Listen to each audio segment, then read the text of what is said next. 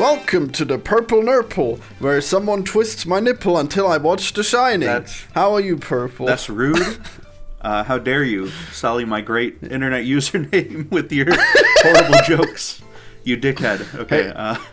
That is a joke from The Simpsons. Okay. He described purple nurples where nipples are twisted. Okay. Do those come from The Simpsons? That's just a thing that I've always heard in my life.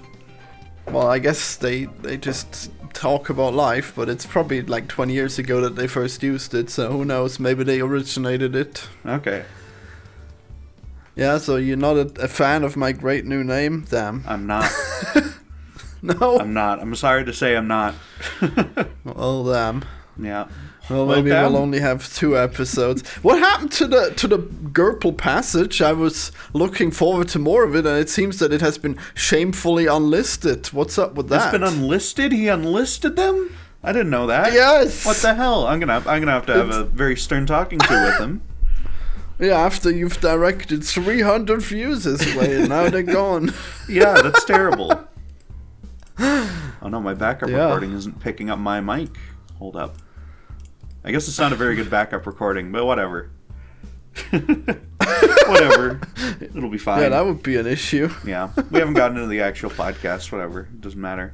But anyway. I thought this was the podcast. What are you talking about? Well, we haven't started talking about the movie, which is... The Shining. Yeah. One of the greatest horror films ever made. We're doing it. Wow. If that's one of the greatest, then I don't know. I guess horror has failed. Wow. Well, okay. I guess it's you against like every single movie critic in history. It's Stanley Kubrick in the prime of his directing career here. Well, that is the whole point of my channel, is that the critics are stupid and they don't know their shit. They recommend artsy-fartsy bullshit that I don't see how anyone can enjoy. I don't see why you have to bring artsy into it. Okay. But I don't know. I think I do believe the premise of your channel might be fundamentally flawed too. So yeah, you know what? Maybe I'll just do more of it. Maybe I'll just bring back the old anti-reviews. I'll just shit on all the reviewers. It needs to happen. And I'll be huge. That would be good People content. I guess. Will know. Yeah. Yeah. So this movie is very strange. I mean, I guess some parts of it okay, but in general, there's a lot of scenes that just seem like watching paint dry, and then you got like scary music over it. What's up with that? It's a little thing called tension, is what it is. Okay, this movie, it takes its time. It is slower than movies back then usually were. It's slower than most movies in general, but it's because it's building the tension. It's establishing the hotel, which is the main kind of character of the film. Is that even true? Is it tension if you just go really slow? Like, it's not even like they're pulling like a rubber back until it's gonna snap or anything. It's not like you see all these like ambient, like scary shots of the hotel being all creepy and stuff, and it's building the tension. It's making you scared for what's gonna happen to this family. I mean, that's just the start of the movie, and I mean, no, not really. You see like a nice hotel, you're not really gonna be scared, and then like the scary music just feels out of place for there's no real reason to be afraid of anything yet. Well, the point is that it's an evil haunted hotel. It's got to establish that through visuals and sound as well as the dialogue, and lol random hallucinations. It's not lol random. There's nothing random in the fucking Shining Florian. There's red rum, dude. That's so cool, man. How did they come up with red rum? And then there's red liquid flowing anywhere. Oh, Jesus, this red rum. Did you not get what that was? Well, did you? Because I don't think anyone knows for sure what that is. Okay. Yeah, you think that's funny? Go ahead then, enlighten me. Did you miss the part where he writes it on the door, right? And then his mother turns around and looks into the mirror, and there's like a big shot where it shows that it's murder written backward. Did you miss that part? Okay, I did miss that part, but I mean, it's a big part. There's still a red liquid flooding the hotel, so I think there's red rum as well as murder. Blood. Okay. No, that is not blood. That is specifically not blood. That is not blood. He bought like 40,000 gallons of fake blood or something for that effect, okay? No, it's he fake didn't. Blood. Yes, it is. It's not blood. What do you mean it's not blood? What is the red liquid in The Shining? What do you think it's gonna tell you? It's called the blood elevator shot. It's blood. I mean, it doesn't stain the walls like blood would. It stains the walls a bit. No, we see other scenes. Blood. It works a little different, I guess. But we see other scenes where they have bloody corpses and they use actual looking like blood. They use the exact same blood for that. No, they don't. They have 40 tons of it. Of course, they're using the same blood for it. No, it isn't. What do you? Wow. I did not expect this podcast to go this way. You're like a shining truther. Where there's a literal red rum infesting the hallways of the building.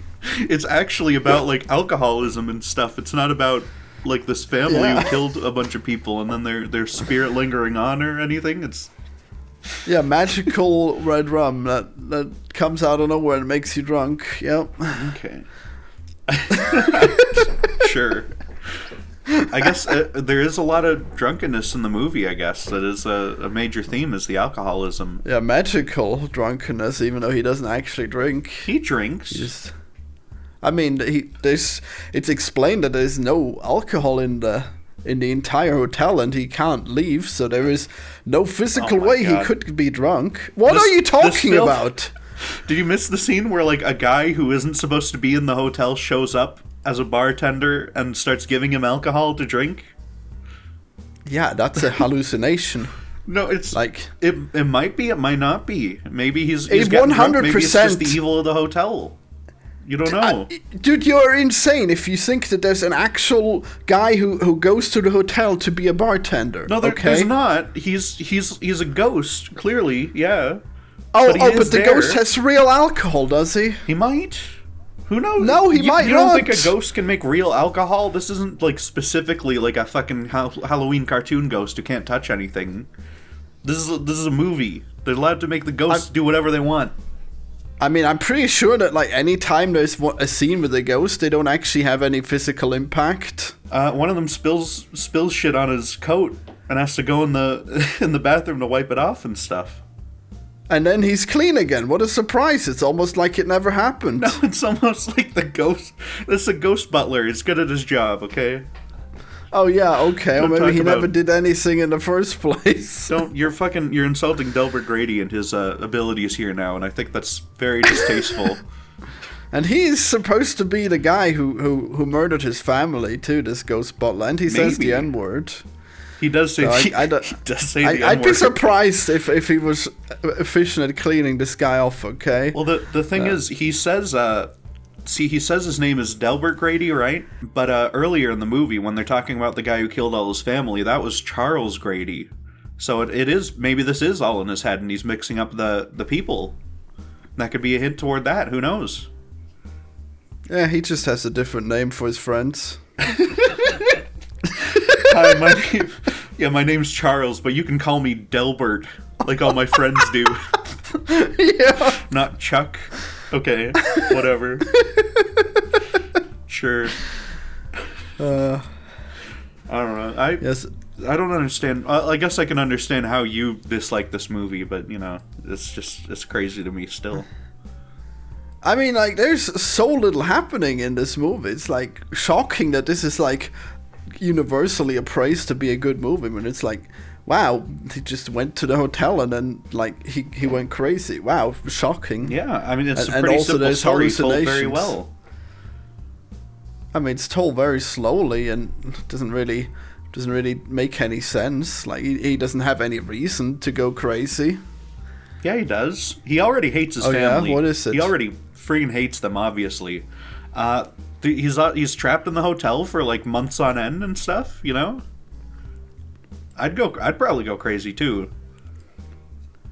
Yeah, I'm sure you would. Okay. Yeah.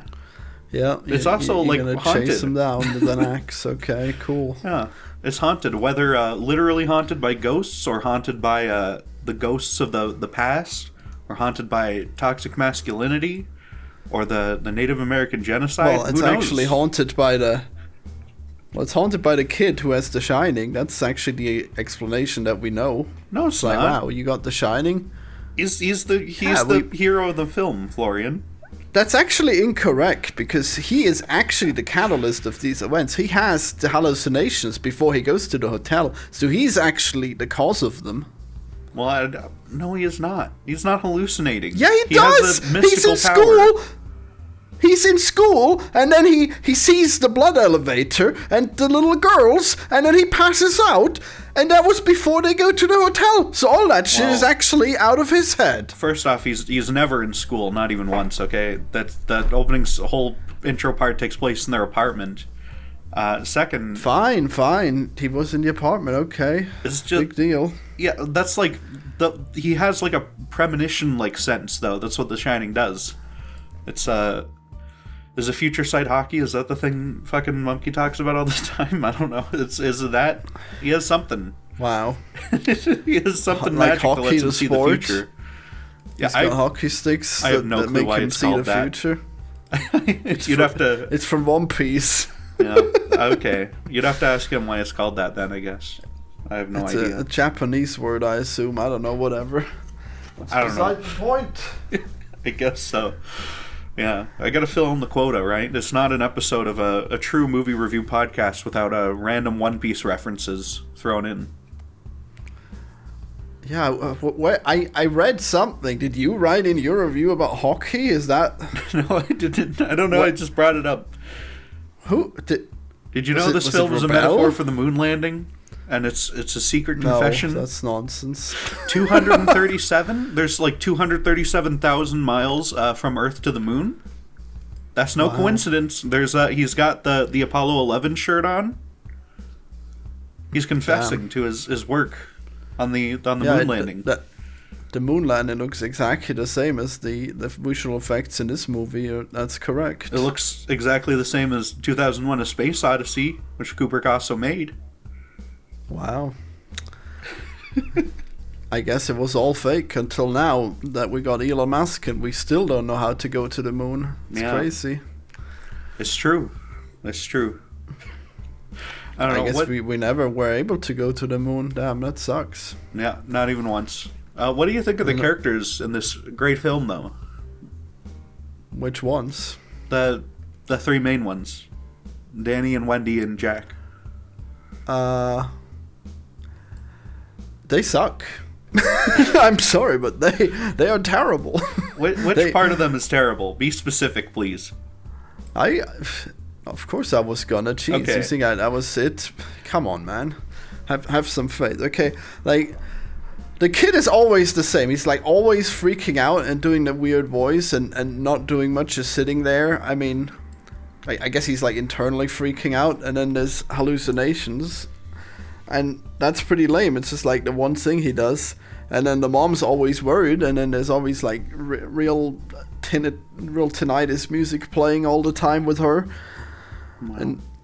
And she doesn't do anything. Like, she's just around and she's hardly got a plan or anything. I guess she tries to leave at the very end when it's already pretty close to too late. I mean, the guy, he's just...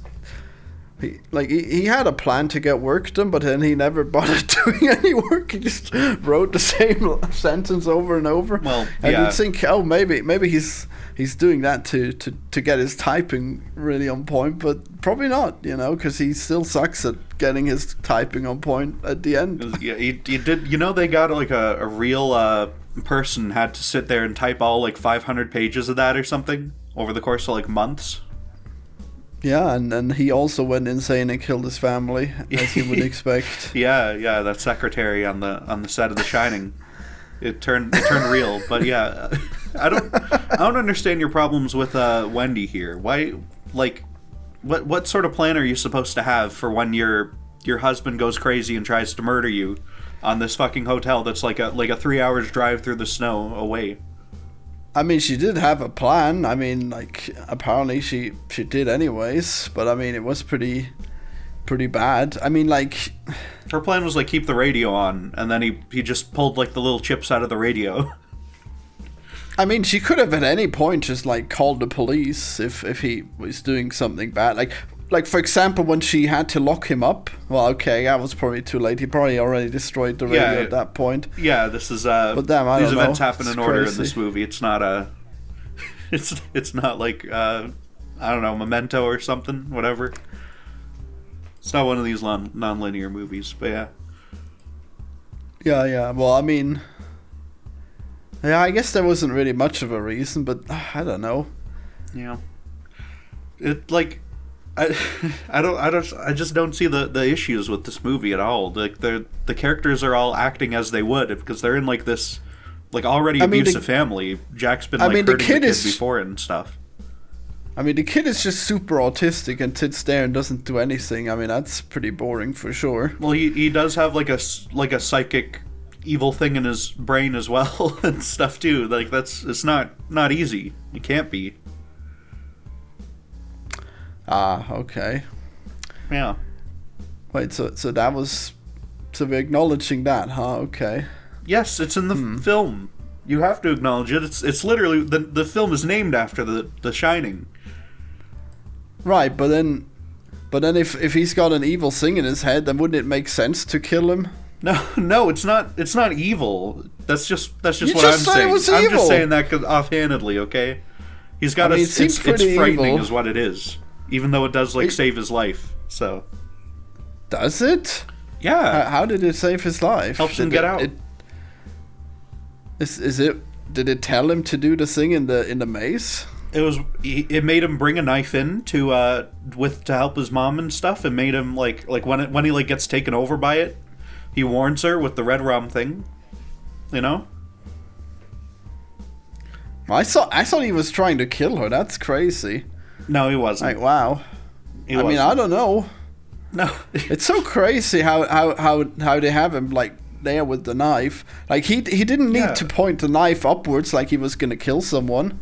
He has the knife so that he can give it to her so that she can like help him get out and escape and like beat Jack and stuff. Yeah, no, I'm pretty sure like the thing was trying to make him kill her, and then like the kid just resisted. All right, there's no way you'd hold the knife like that if you're bringing it to save someone. I think you're inventing terrible, uncredible theories here. Okay.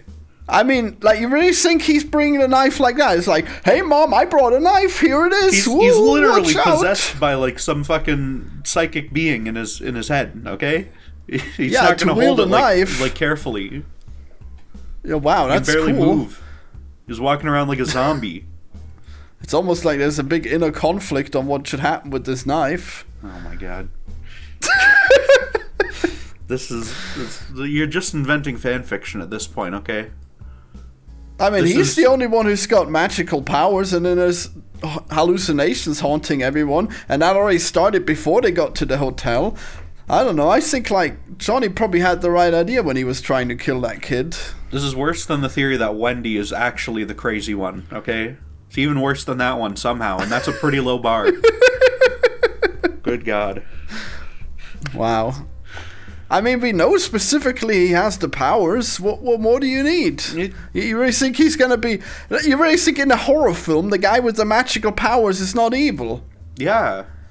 The magical powers that manifest blood and horrible twins and ladies where their skin falls off. Those are warnings and stuff for him. Oh, they're warnings, so he did make them. Well, some of them are warnings, some of them are from the hotel. The evil lady's probably from the hotel because she, like, strangled him and stuff off screen.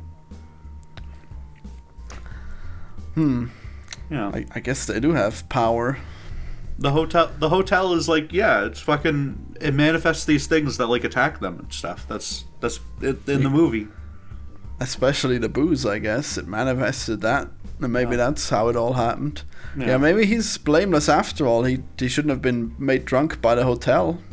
Well, I don't know. He's already, like, a pretty bad guy, though. He's already, like, beating his kid and stuff. And he's already alcoholic and a terrible writer who's sacrificing his whole family to pursue, like, his shitty book that's never going to come out.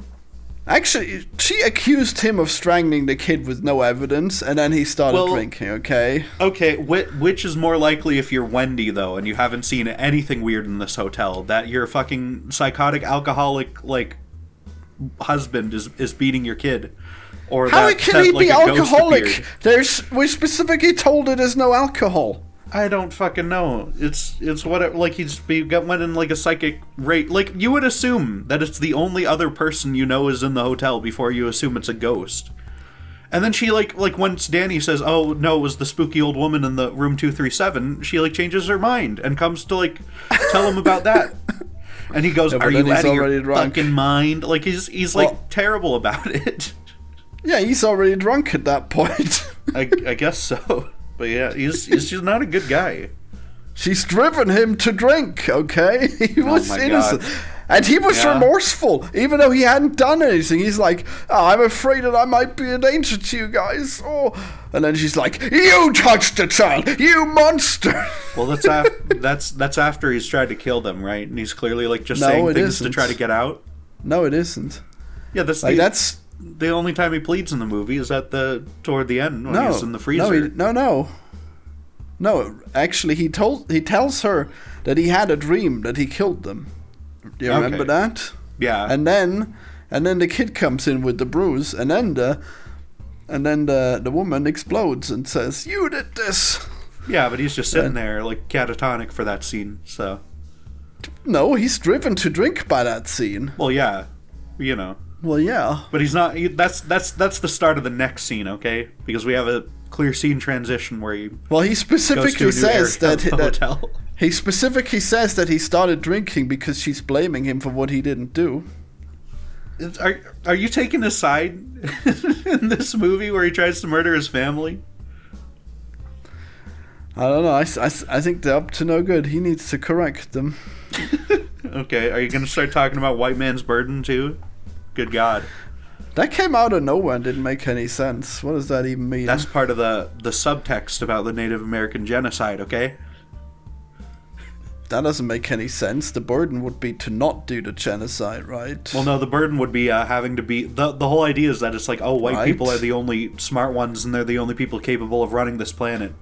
So we have to, like, put these savages in their place and that's our burden. That's the idea with it. I don't know. That seems far-fetched. That would refer to the native genocide. That's not like a thing that's just in the movie. That's an already existing, like... I think it came from like a Confederate poem or something, okay? Oh, okay. I thought it was something to do with blacks. Okay. Well, that too. And if it's from the Confederate era, it's gonna involve that too. So. Wow, such a burden. Damn. It came out of nowhere, I guess. Weird. Well, I have no idea what he meant by it. I mean, part of it is like he's being like influenced by these demons and evil things in this hotel, and it's all from like that. It's from like the 1920s at the latest. It's got all this colonial legacy built into its foundation already. So it makes sense that he'd get like racist and stuff as well if he starts getting taken over by stuff in it. You know. Well, I guess he's guiltless then if it's just the surroundings making him mad. Stephen King would argue that's the case, actually, yeah. Because his book ends with Jack getting redeemed. Wow. Yeah, because it famously, by the way, Florian, I don't know if you know this, Stephen King hates this movie too. And yeah, I mean, makes sense. It's a pretty stupid story to tell. Honestly, I don't know how people are so into it. Well, his book is dumber, okay? The reason he hates the movie Redemption is because makes more sense. No, it doesn't. His fucking self-insert character, Jack, is like the whole story of The Shining is like, oh, it's okay if you like beat your kid and be a horrible alcoholic as long as you redeem yourself at the end and be nice and sacrifice yourself or whatever. And then this movie is like, no, it's actually if you're ever like a shitty like child beating psychopath, you probably should just die. I mean, and that's like, what Stephen King doesn't like about it. Well, it was 3 years ago that he did that thing, and then he doesn't do anything in the movie other than the axe murdering, so I don't know. He's, like, constantly cold to them. He never shows, like, love for his family in this whole movie. Not even once. Wow, not only can you not touch them, but then you also have to love them. Damn. Yeah, you do. You just can't do anything right. Yeah. Do something, don't do something. Damn. What I'm saying is Stanley Kubrick was a better father than Stephen King ever was, okay? What's Stephen King's kid done, huh? Fucking The Black Phone? Vivian Kubrick made a whole documentary while they were filming this, and it's great. A better father just because he shames someone else who he's adopting the work of. Cool. Yeah. Wow. Passive aggressive dad. Cool. Yeah. I don't know. I see your story, but you're actually the villain in it. Ha! Take that. I'm so smart. He is. Brilliant. He's right. Yeah.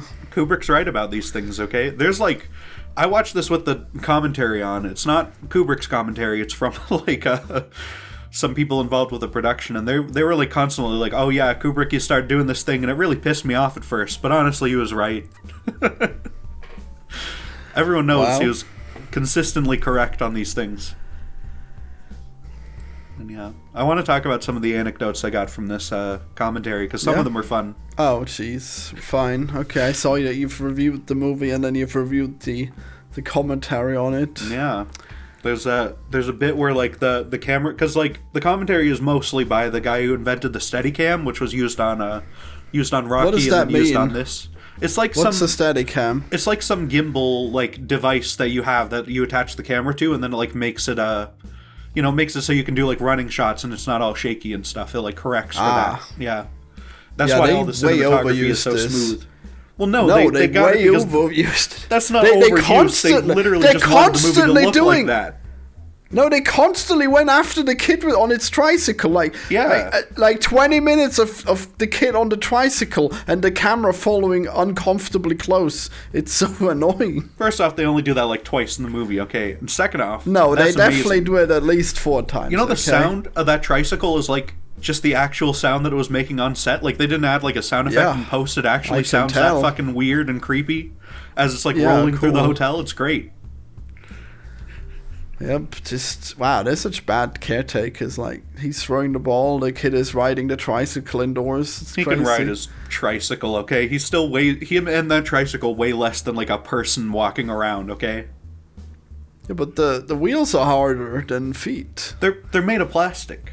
They're little like plastic shitty wheels. It's not like a they're pretty noisy. Like, well, yeah, because they're going over this because they're hollow wheels going on this like hollow fucking wooden floor. Look, if there's noise, there's impact, okay? Oh my god. What, you don't think so? Have you ever... You think that noise like comes out of nowhere? Is like actively like wrecking shit whenever they're using their drums and stuff? It's meant not to be loud for the drum. The way it's constructed makes it loud inherently. That's like the point. Destroyed but the with floor facts and logic. The floor isn't constructed to make it loud if there's a tricycle on it. The but floor is just loud like if something damages it's gonna be loud it. Anyway, you know? That's how convenient. Okay, whatever, dude. Whatever. They should have made that scene pure silent, okay? So it would be better for you, I guess. Fuck They off. probably turn it up so it's more annoying and loud. Probably. I wouldn't blame them. It does sound very loud. Oh yeah. He's wrecking that place, okay. Did you know that there is a scene in this movie where they took 148 takes of a single close-up? It's that scene where Scatman Crothers as Dick Halloran, he's sitting and he's talking to Danny about The Shining and stuff. They took that scene like 148 times. Is that the scene where he talks about all the food? Well, no, it's specifically the bit where they're sitting at the table, and Danny's eating ice cream, right? And he's talking about like, oh, my grandmother could shine, and we would have whole conversations in her head. It's that bit. That's insane. Yeah. Why would they do that? Because I think the reason that everyone else has for why they think Kubrick did it is that it like brings the craziness out of the actors. Like they start doing these over the top kind of emotions and stuff. It gives you the sense that everyone's like falling apart mentally and stuff. Yeah, he's just constantly trolling them, making them do 300 scenes. Yeah. So 300 times the same scene. Nice. Mm-hmm. It's a good technique. It worked. This movie, they filmed it over 250 days, which like most movies, they're done in like a couple weeks maybe, like, or a couple months. Maybe like 2 or 3 months they film. This one they filmed for like 9 months. I'm sure it's convenient that they only have 3 actors, otherwise this would have been expensive. Yeah, it was already pretty expensive. I think it went over budget and stuff too, but yeah. And it flopped when it came out, but you know. Yeah, because it wasn't very good. Well, that's because the trailer is literally just the blood elevator shot, and that's it. It's like a really, really bad trailer. They did not advertise this well at all. I mean, they were really happy with that blood elevator. They brought it back a million times in the movie. Yeah, it's a cool bit, but like, that's not how you advertise this movie. I made a better trailer, by the way. Go to my YouTube channel. I made a Shining trailer. I don't know if it might be unlisted. You might have to troll through my playlist to find it. Wow. All 100 of the very dedicated anti-reviews audience are going to go see that, I'm sure. For sure. They love seeing the Shining trailers. Yeah, my epic trailer. I thought it was pretty good when I edited it all together, okay? It was pretty decent. It doesn't give a lot away, you know? It's good stuff. Yeah, makes sense, I guess. Yeah. The whole movie, every single thing you see is, like, actually physically there, right? There's no like matte paintings, there's no green screen. There's exactly one shot that's fake, and it's when there's the overhead shot of the maze with Danny and Wendy walking around in it. Oh, they only built the middle section of the maze full size, and they put it on top of like a model, which makes sense and works because the model is like what Jack's looking at that transitions into that shot. So that's the only like fake effect in the whole movie. All of the rest is just literally there. That's the only time we actually transcend this this world. Yeah, it's also all like shot on sets, like the facade of the hotel. Like you can see the outside of the hotel, right, in some of like the helicopter shots at the very start of the movie. But then for most of the movie, that's like they rebuilt like the whole front of it for all these exterior areas, because Kubrick was afraid of flying and he would not go fly to America to film it in real life and stuff. He just rebuilt it all in the UK. Wow, that's much better, I guess. Yeah. And in the UK, because this who would movie want to fly? That sounds awful. Yeah, you can relate to him. But because this movie took 250 days to film, right? They ended up setting back, I believe. What was it? I wrote them down somewhere. There were 3 movies that they set back. It was Red, the Warren Beatty movie. I don't know anything about that. Raiders of the Lost Ark and Empire Strikes Back. They all got like set back in their production because they were waiting for The Shining to like finish using this studio space. Wow, way to go. Fucking totally worth it. Jeez. Yeah. And you know what? The Shining is a better film than all 3 of those. I haven't even seen Red, and Insane. I know it is. Insane. Yeah. Yep, just a selfish, annoying, pretentious, artsy director, just making everyone else, just wasting everyone's time. That's so great. Pretentious and so miserable and so hated that fucking what's his name? The guy who directed Raiders of the Lost Ark. Who is he? And Jurassic Park and stuff. George Lucas? No. Spielberg. That's the one. They fucking hated him so much that Spielberg begged and begged to work on a movie with Kubrick for the rest of his life. Okay. Wow. Have you seen AI? It's a shitty movie, and that's because it was mostly done by Kubrick, and then fucking he died, and then Spielberg had to like finish it off. But he made it like a happy family story, like every single Spielberg movie. Like Kubrick died? Jeez. Yeah, he's dead. He died relatively young, at like 60 or something. So we don't get any more Kubrick movies. Seems like he should have still been alive. Damn, what happened? Yeah. I don't know. I could look it up real quick, but the keyboard noise is going to be extra bad this time because my mic's doing weird stuff. Do it. Sure, I'll Google it. Kubrick. Enjoy the ASMR. Oh, he died at 70. He lived pretty long, I guess. But still, I wish we got like 3 more movies from him, okay? Yeah, I'm still waiting to a sequel to the moon landing. Yeah, yeah. You know, he wanted to do a movie that was a Napoleon movie starring Jack Nicholson as Napoleon. That would have been Holy great. Shit. Yeah. And he's just like, leave me alone, I'm fucking working. Yeah. And then he just types the same sentence a million times. Yeah. Yeah. I don't know. Kubrick died of a heart attack in his sleep. That's all it says. Okay. I guess too many he microplastics, lived correctly. I guess. All the smoke in this movie is made from like oil that they like burned and stuff, and just made it like all the haze and atmosphere for the snow. Nice. It's like oil smoke. So maybe that killed him. Who knows? But Jack Nicholson's still around he in the 90s. wasn't the actor. So, well, everyone's on the set. What is he up to now? Nothing. He retired in like 2008, I think, or something. What? Yeah. Damn. He's really old. Also, he's gone like senile apparently in his old age in his private life. So, I mean, that's not stopping Bruce Willis. So it did stop Bruce Willis. Did it? Wait, did he die? Oh my god. No, Bruce Willis isn't dead, but he is retired due to senility. So, and it's like dementia. Damn. Yeah. I don't believe you. Let's find out. We need to find all these things out. What's the latest movie Bruce Willis is in? Probably some trash schlock. Red Letter Media did a great video talking about all these like trash movies that Bruce Willis is in for like 5 minutes. And he probably got like $1 million for each of them, and that's like 2023 Assassin. Yeah, wow, these terrible direct-to-video things. They have terrible ratings. Yeah, where you can see he has like an earpiece in, and people were speculating like, oh, does he just have this earpiece in so people can feed him lines, so he doesn't even have to memorize his 3 lines? But no, it's because he could not remember them because his brain is being eaten by itself or whatever. Sometimes happens when I don't hear you, so that's fine. So I have to listen. That's okay. And then Discord, like 10 seconds later, lets me hear what you said. That's okay. Whenever I don't talk, just fill the air, I guess. I will. Whatever. Don't worry. I've seen some of these terrible movies, I guess. Why? They were bizarre. Why would you? I wanted to see what Bruce Willis is up to. Have you seen The Shining before fucking today? Because I know you just finished it. Yeah, of course I've seen it. Okay, good. I never liked it. Good God. It actually was less terrible than I thought. It's probably like pretty mediocre altogether. That's a pretty big coincidence because the other movie we were doing today was also less terrible than I thought. Oh, hell yeah. Well, actually, you already came into it thinking it might be less terrible.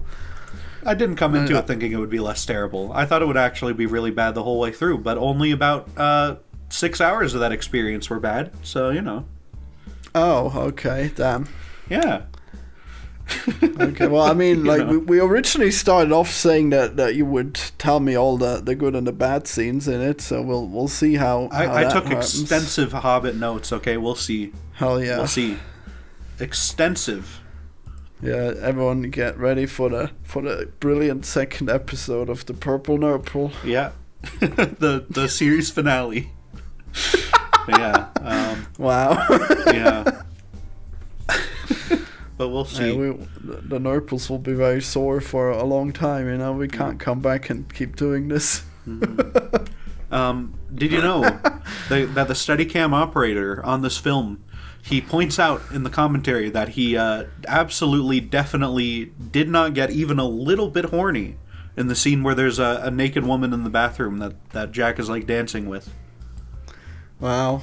However, wait, you're telling me that they didn't use special effects when her skin falls off? That doesn't make any sense. Well, that's makeup. That's different. It's all like in camera and stuff, yeah. Oh, I guess they just like pan away and then oops, no skin. All right. Yeah, they just cut to like, oh, now she's an old woman with no skin, yeah. So. And then she's just laughing horribly as if it's like, wow, it's the worst thing ever. Laugh. I like it a lot. Oh yeah, wow.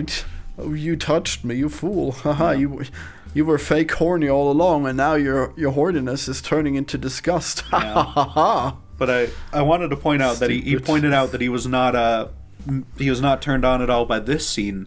And then when the scene where the bear is like sucking a guy off and stuff, he doesn't say a word for that. So it leaves us to fill in the gaps of how he was feeling during that sequence.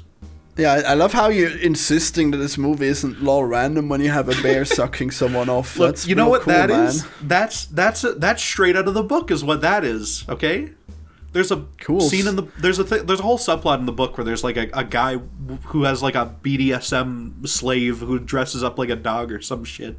Yeah, I mean, like if you have a book full of retarded random bullshit, then maybe you shouldn't take it so seriously, okay? Maybe you shouldn't be like, oh yes, domestic violence is a big issue for everyone, and here is a movie exploring this issue. And here's a kinky bear, and here's a room full of skeletons, and here's blood, the skeletons are original. So much blood! The blood is also, I don't think the elevator blood is in the book. Maybe, but I'm not sure. Jeez. I think the bear oral scene was maybe like a final middle finger to Stephen King, which I hope it was. You know, it's a good bit. It does take you by surprise. Yeah, wow, we sure have a lot of tension in this movie. Oh, bear sucking someone off. Did you notice the flap on his butt was pulled down? Did you notice that? I did notice that, yes. So he's not a real bear. Okay, I guess he's not a real bear. He furries. is a guy in a bear costume. It's called a furry. I guess so, yeah. One of the first furries in the world. It's amazing. Yeah, and he doesn't have that horrible, infinitely happy, smiling face that they all have. It's actually a better design. He just looks scary and weird. Yeah, I mean, they still look scary and weird, but in an awful way that might lure kids in, you know? Oh, man, you know what we should do? We should do the terrible TV Shining miniseries that Stephen King, got way more control over and stuff, and he... oh, hell yeah, I bet that one's actually good. Sure, we can see how good it is. Yeah, we'll see whose nurples will be twerpled. You know how Tony in this movie, he's portrayed as this little finger wagging that Danny does? Which, by the way, that kid actor came up with that on his own. Yeah, so you know how he is in the it. movie? He's like a guy on green screen who's just floating around in scenes like Compton horribly and shit. He looks awful for the whole movie. I mean, it's better than that fingers thing. No, it is not. It absolutely fucking is not. That finger thing is the most annoying thing I've ever seen. You know, instead of the hedge maze, there's giant CGI hedge maze animals who come to life and attack Danny and stuff, and they look awful because it's a fucking 90s TV miniseries. I think one of them is a bear, actually. Yeah. I don't know. I bet that's gonna be actually good, and you're insane as usual. Yeah, you know there's a bit where a hose comes to life with evil sharp teeth and jumps at the camera. Oh hell yeah! Now we're talking. Jack has a croquet mallet instead of an axe. Is that better? I mean, okay, it's probably a better weapon than that stupid ass knife. Jesus, just use any stick. Any stick will protect you better than a knife. Jack has this croquet mallet, okay, instead of the axe that he has in this movie.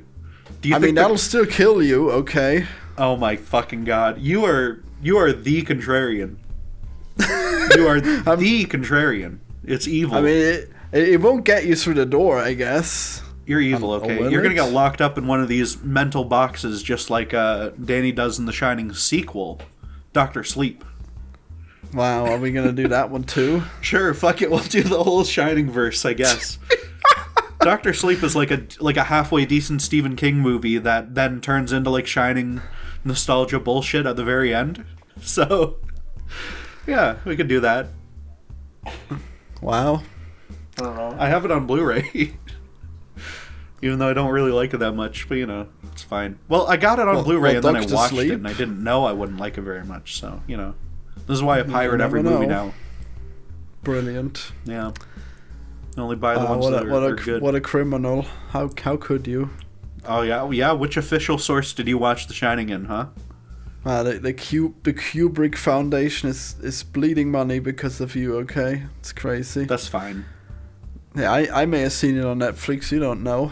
It's not on Netflix. At least not in Canada. Damn. Oh yeah, Maybe it's on VPNs, Austrian Netflix. Okay. I used all the VPNs.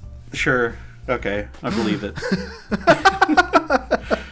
Yeah. But there's, it's a very crazy movie, okay? And I'm glad that it exists. It's my favorite movie of all time. It's in my top, favorite movies on Letterboxd and stuff.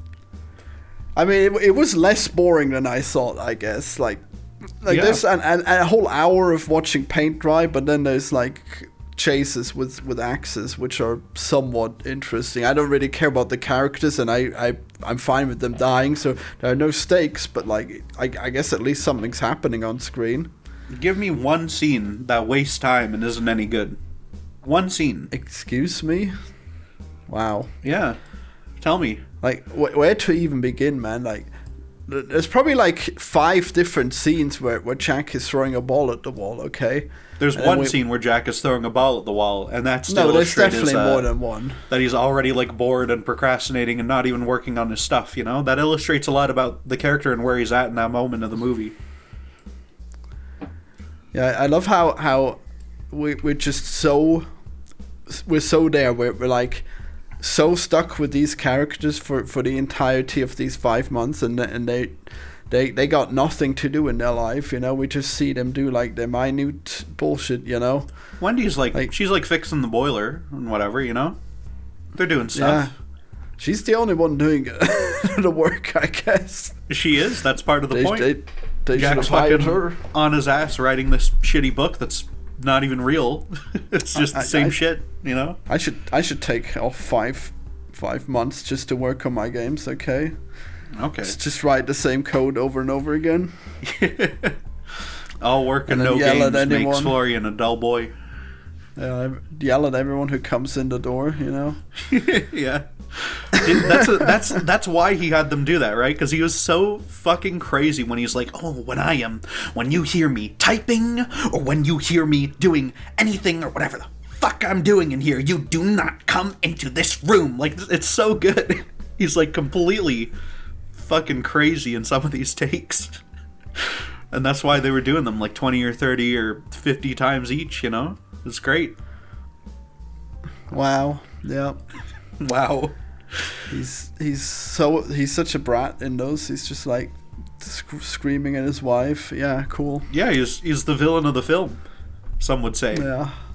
I know that the villain of the film is actually the hotel, is what I would say if I didn't know that the villain is actually the legacy of colonial America, okay? The legacy? Yeah, okay. That makes total sense. Colonialism bad is the secret message of this film. Where'd the Indians even go? Like, where the hell did they even go if there's, like, no one living here? Why didn't the Indians just keep living there? They went underground. They're dead. It's built on an Indian burial ground. No, they attacked the hotel. Like, where were they? I guess they could have just continued living if they had just been okay with this one hotel, you know? It's not the one hotel. Yeah, it is. There's literally nothing else. Like, the whole point of the movie is that the hotel is the only thing for like 3 hours in any direction. You're Austrian, so I guess I'll forgive you for not knowing about this. But this is, you know, they like specifically went in and like rounded up all these people and put them onto like reservations so they could be controlled. Okay. But how'd they do that if they didn't build any settlements there? Like, well, they did. There's like a town there and stuff, you know. Well, apparently it's 3 hours away from this place. Well, yeah, but, you know, there could have been, like, old settlements and shit that got torn down later. We don't know. It's also, like, a mountainous region. Like, there's not a whole lot of habitable areas around. Where you could, like, have a whole, like, native tribe on them and stuff and survive. Well, a tribe doesn't take much space. Well, they need, like, a lot of food because there's, like, many people there and stuff, though, you know? You can't, like, be on top of, like, a snowy, deadly mountain and survive like that. I mean, yeah, people live on mountains, actually. You'd be surprised to learn, I guess. Not like children and the elderly. They need, like, proper food and stuff. Maybe on some mountains, but not on, like, these snowy Colorado, like, Rocky Mountains and stuff. I mean, we live in the mountains here. Yeah, but are you living on, like, a snow-covered, like, hellscape? I don't think so. Well, we definitely have snow in winter, like these people do. Well, no, on top of these giant mountains, it's snowing all the time. It's, like, constantly cold and there's no, like, trees around on it. Shit. It's bad. I mean, the whole point is that it's only snowy in winter.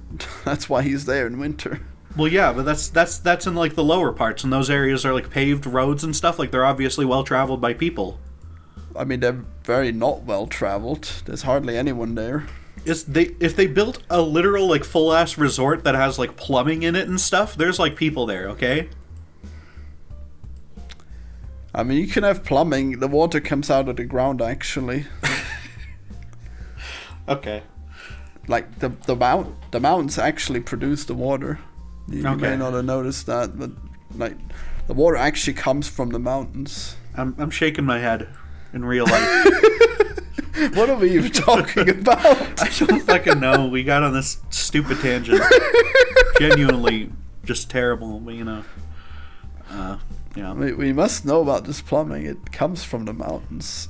Did you know during the big monologue when Jack's talking about like, oh, I only heard him the one time and stuff, and she still won't let it go. It's actually a very realistic kind of depiction of the way that like abusers will talk about like stuff they've done and people's reaction to it as if it's actually like true. Something that's happening to them. But it's actually like true. Fault. He was actually accused falsely.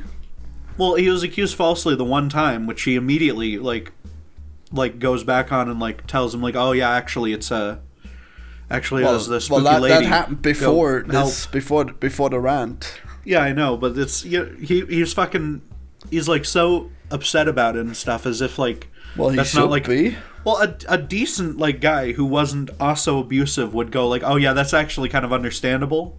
But because like I'm the only other person in here and I have beaten him before. He has actually not touched anyone at that point. He did, like the 5 months ago or whatever. They say 5 months ago, by the way. It was 3 years ago. No, he says everyone else says 5 months ago. He says 3 years ago one time. Because the whole point was he did that and then he stopped doing alcohol and then he didn't have any for 5 months and whatever. That's what they say at the start. He did get sober for 5 months, I guess. You're right, damn. Yeah. He's like Jack pushing the timeline back in his head because he's crazy dickhead, okay? Well, time actually flows slower when you're sober. Then everyone else is sober too in this movie. Well, yeah, but he's experienced. I'm not entertaining this fucking bullshit, okay? I'm not entertaining your fucking time moves slower when you're sober bullshit. Get out of here. It's obviously a joke. Jeez. Wow. Well, I'm offended. Okay. Hey, you try being sober for 5 months, okay? When you're an alcoholic, I bet it'll make time go real slow. Yeah. We should have brought Riley on this episode as our expert, I think, for the expert opinion. Yeah. Yeah. Or Eggy, I guess. Yeah, we should definitely get Eggy. I think we should. That'd be great. Wow. Yeah. But there's did you notice oh no, did you notice when we go to Dick Halloran's house, right, in his room where he's watching TV, I don't know what he's watching, but above his TV there's like a giant picture of this of like a beautiful like black woman with a giant afro with her breasts out and stuff. It's very funny. And then in the other side of the room there's the same picture. There's another one on the other side. Yeah. Like one side had breasts out, and I guess the other one must have. The other one was turned to the side, yeah. So I thought that was just very, very inspired set dressing. That was beautiful, loves.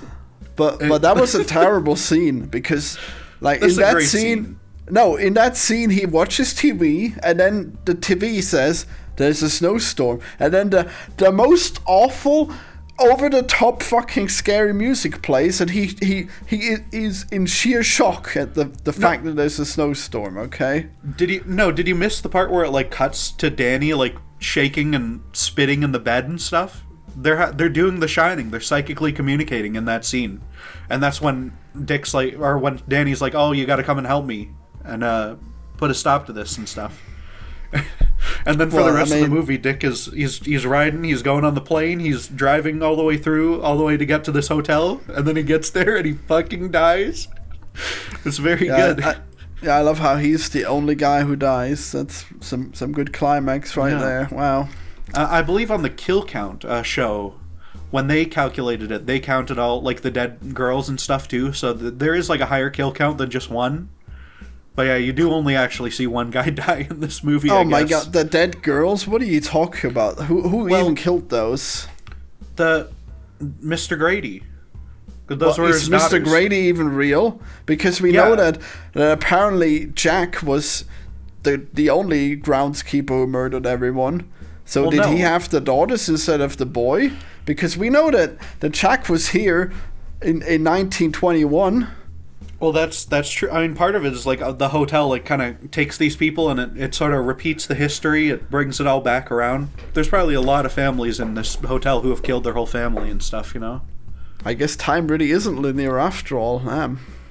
Maybe, and then Jack he ends up trapped in it, and it turns out he was always the caretaker. It's good stuff. Yeah. And and they talk about, though, like, this guy did literally kill his family. Like, there's fucking Stuart Ullman at the start. He's talking about, is this Stuart Ullman? I have no idea. It's the guy at the start. He's talking about how he killed his whole family. So it's real. That part's real. Well, no, nothing's real. Like, we don't know anything. Like, the whole movie just told us it's all gibberish when they show that he was here in 1921. If anything is real in the movie, it's the parts where their family is not all together in the hotel. It's like the whole intro stuff. That, I think, is all very real. What intro stuff? What do you mean? At the start of the movie, before they all get to the hotel, when he's, like, doing the job interview and stuff, like, that part's real. Everything that's said there is, like, literally true and stuff. That's not, like, in his head. But that's impossible. Like, it can't be real if he was here in 1921. Well, like, no, that's because the movie wants to end on a really weird fucking spooky note and stuff. That's not true at that point, but then it becomes retroactively the case, I think. That's how I interpret it. That's insane. You can't believe that the hotel did a retcon, okay? Get over it. Oh my god, liberal. That's even worse. It's obvious that this just tells us that the whole movie was gibberish, okay? I don't know how you cannot see that. So a movie can't end on, like, a spooky note that makes you, like, think and interpret it a bit more? It has to be literally true the whole way through? I mean, they literally tell us that he was the caretaker all along. Like, that doesn't make any sense. The guy says that because he's, like, weird and but then we see the picture that proves it. Yeah, because the hotel has taken him and killed him and implemented him into its whole, like, machinations and its whole existence.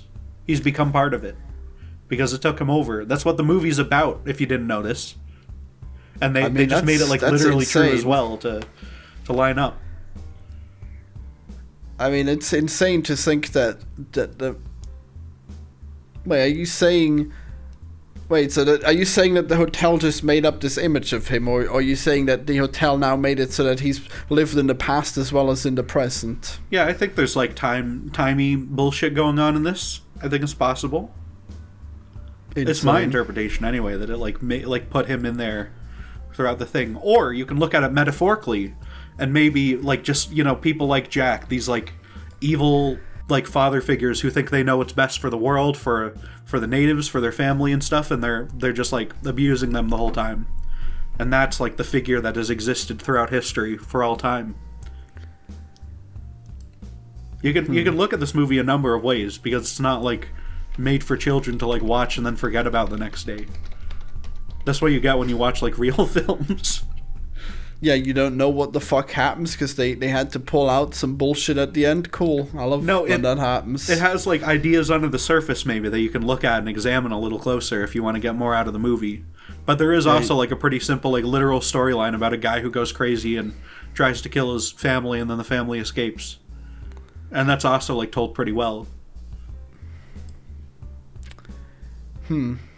Why did the car work again at the end? I don't know. Did she fix it?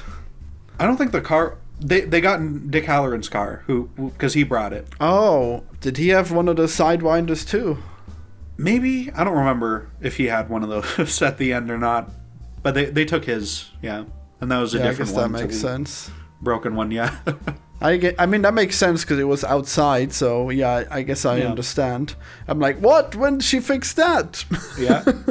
This is why you usually stick to the movies where there's nothing under the surface, because you struggle enough with the literal plot line on the surface. Oh no. Hey, you were messaging me all the time, okay? This is your fault. That is true. I was distracting you a bit, but I needed comfort in my life as I was watching those fucking Hobbit movies, okay? I needed the comfort of a good friend in my life at that moment. Need someone to twist your nurple while you watch the Hobbit. Yep. No. The movie was doing that all in its own, okay? Double nurple. Do we have anything else to say about The Shining? I don't know, man. It's I'm trying to watch more horror, but like this movie is so boring to me. It's crazy. Like, there's so little happening. It did not need to be 2.5 hours, man. It wasn't 2.5. It's almost exactly 2 hours, I think. What? Did I watch an extended version? There is no extended version. Kubrick wouldn't allow that. They had scenes that were, like, playing in the theater that he, like, cut out. And he made all the fucking people, like, send their reels back and cut it out and got all those scenes destroyed. The movie is 223 No, it is not. hours. Yes, it is. Let me check my copy here. What's my copy? Oh, 223. Okay, yeah, maybe you're right. Wow. You might be right. Yeah. I can't believe that you corrected me on something that you were wrong on. Wow. Look, that's fine, okay? Usually you're very wrong, so my first instinct is to correct you, okay? I have to correct you, Mr. Hemsel. I can't believe you didn't even realize in the movie. Can't believe you didn't realize how long this movie was. Jeez, I guess movies are just too long when you don't like him. That's crazy. Wow. Well, no, sometimes they are actually just too long. Like, say, when you take a small children's book and you stretch it into a 9-hour trilogy. I mean, all of the stuff that was in The Hobbit actually is from the book. Like, most of it. No, the fuck it was not. We will get to that. I mean, like, you're not going to get much less, and he cut Tom Bombadil, so that's, like, the worst of it cut. That's so not even good. In The Hobbit. That's from Lord of the Rings. He cut really? it, wow. like, 20 years or 10 years earlier, yeah. You don't even know what you're talking about. See, this is why I correct you all the time. But such anyway, a smug asshole, jeez. The Shining is a wonderful, perfect film, okay? It sets the template for, like, all of the interesting, like, thoughtful horror movies that we get today. It feels like a movie from now instead of a movie from, like, 40 years ago, which is amazing that this holds up as well as it does, honestly. All of Kubrick's movies do, at least the ones I've seen so far.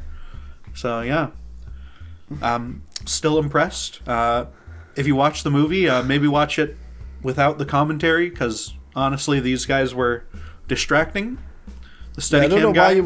I don't know why you would ever watch anything with commentary. I don't think. Well, because I've seen this like 5 times, you know, and I saw it relatively recently too. Before this, like a month ago, so you know. Yeah, in April, I saw you reviewed it then. Yeah. And this Go time check out my reviews on Letterboxd. Yeah, well, I guess can't wait until you can weigh yourself again. What is up with your ankle? I tripped on the way back from the grocery store. I tripped. And I fucked up my ankle, and I cracked my phone too. So I'm not happy about that. Jesus. Yeah. How long till you're fine again? I don't know. Hopefully, only a couple days. I hope. I mean, it's been a while, hasn't it? It's been a couple days. It's been like 2 days. So. Oh, yeah. Okay. Yeah. I don't know. Yeah. Yep. Can't wait to hear more weight updates. Yeah. Well, shall we end this epic podcast? Is it Johnny time? Here's Johnny. Ah!